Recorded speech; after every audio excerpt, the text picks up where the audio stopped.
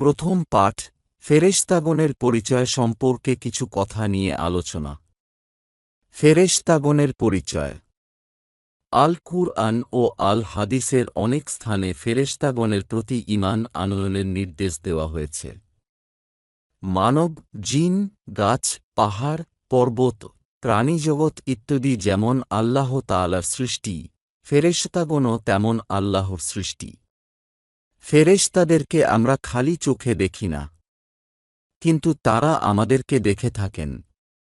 শুধু তাই নয়, তারা আমাদের সহ সকল সৃষ্টির সেবায় নিয়োজিত রয়েছেন, আর প্রতিটি কাজই তারা আল্লাহ তাআলার নির্দেশে করে থাকেন।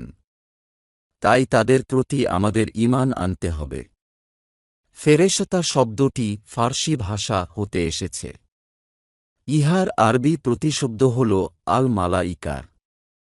আরবি আল মালাক শব্দটির বহুবচন হল আল মালাইকা। আল মালাক শব্দের অর্থ হল দূত বা বার্তাবাহক।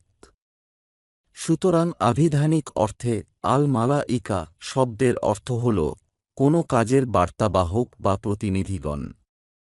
ইসলামী শরীয়তের পরিভাষায় ফেরেশতা হল এমন নুরানি দেহ যা বিভিন্ন আকৃতি ধারণ করতে পারে, যারা আল্লাহ তাআলার নির্দেশের বিরুদ্ধাচরণ করে না, বরং সর্বদা আল্লাহ তাআলার নির্দেশ পালনে তৎপর থাকেন।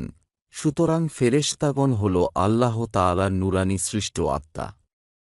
তারা বিভিন্ন সময় বিভিন্ন আকার ধারণ করতে পারে। তারা সর্বদা আল্লাহ তাআলার আদেশ পালনে এবং ইবাদতরত অবস্থায় তৎপর থাকেন।